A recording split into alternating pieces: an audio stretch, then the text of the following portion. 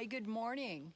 Um, this is an unexpected treat. I am going to get to paint these beautiful hay bales. It's about 7:30 in the morning out here in Chimney Rock Road, Adelaide area.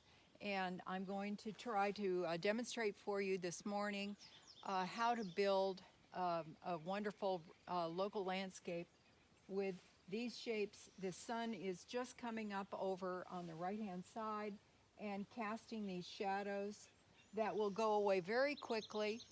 But I hope you'll enjoy watching it for a few minutes while it changes, and I'm going to try to isolate the main shapes onto a 1216 for you so that we can do that as our project for this week. Um, anyway, oh, it's just fantastic.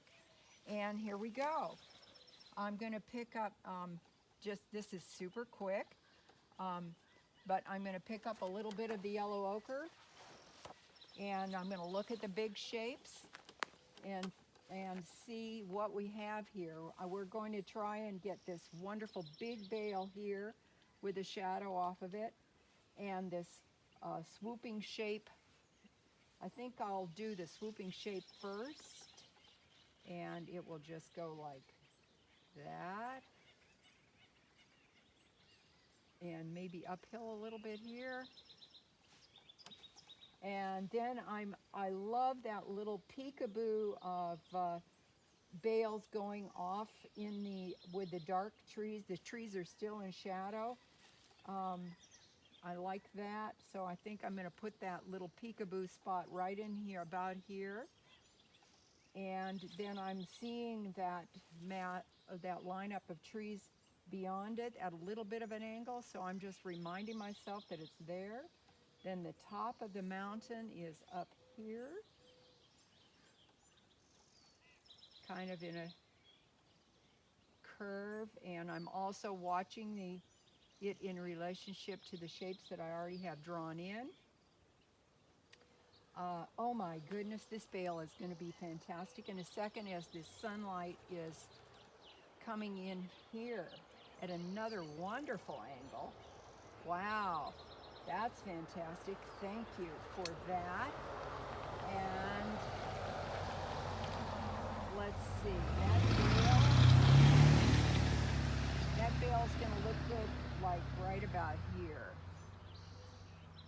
So I'm just going to kind of draw it in for you.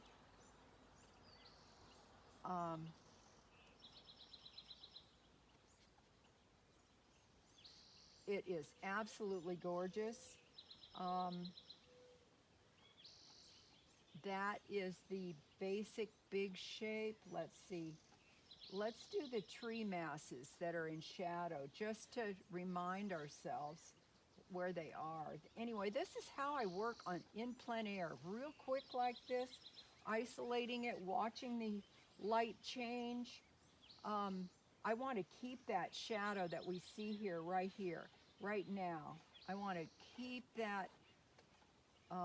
That is this most beautiful, beautiful shapes. And then the subordinated thing that we'll be able to do later is these fantastic shapes that were made by the baler.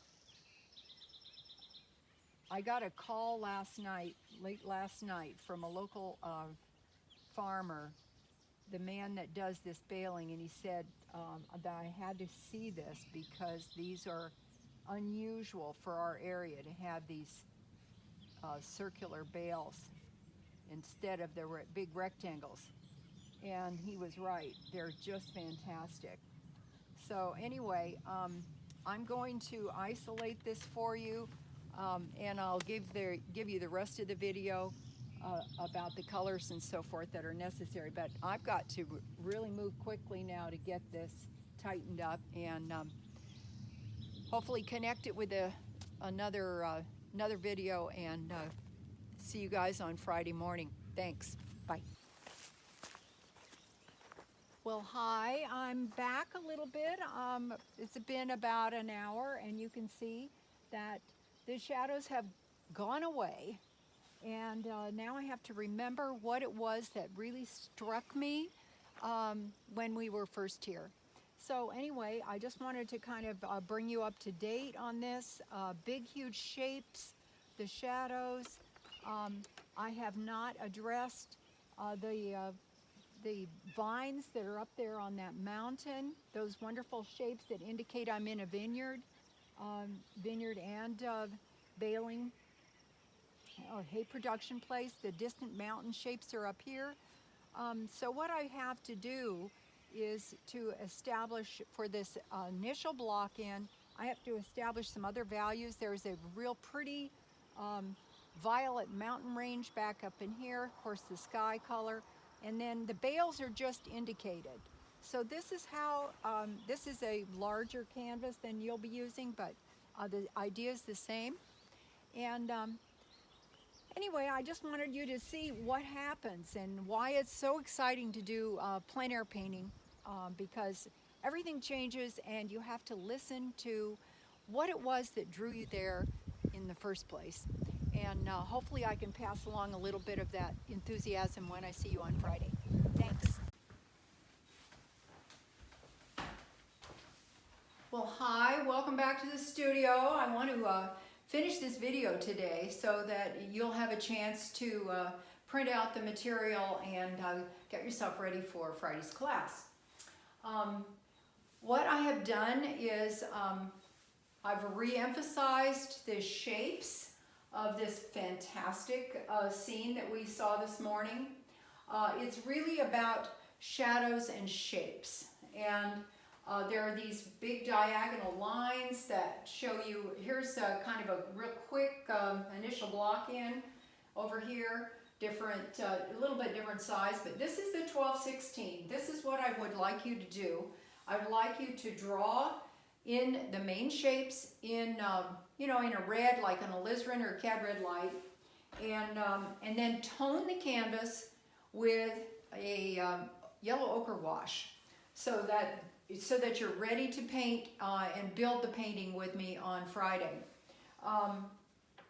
If you're not able to draw comfortably from the photo that I send, you can use this if you want. It's totally up to you. This it's kind of good for you to take liberties with a photo to learn about it. I moved a couple of the bales around.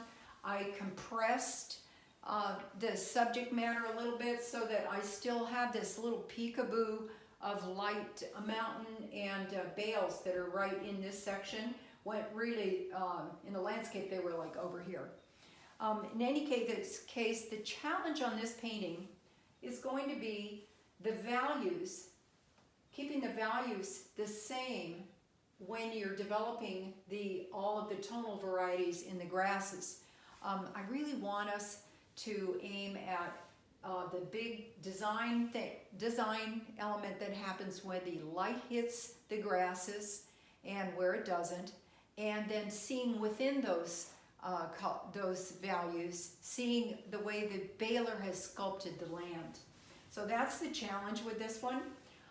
We're going to be using the following colors: titanium white, cad chartreuse, cad yellow light, yellow ochre, cadmium orange, alizarin crimson, cad red light, two blues, just ultramarine and cerulean blue, a viridian so that we can change our green tree, give our green tree some variety, and permanent green light if you have it. And anyway, if you have questions about this, feel free to email me during the week. I'm looking forward to seeing you guys on Friday and seeing what you have created. Really appreciate it. Thanks. Bye.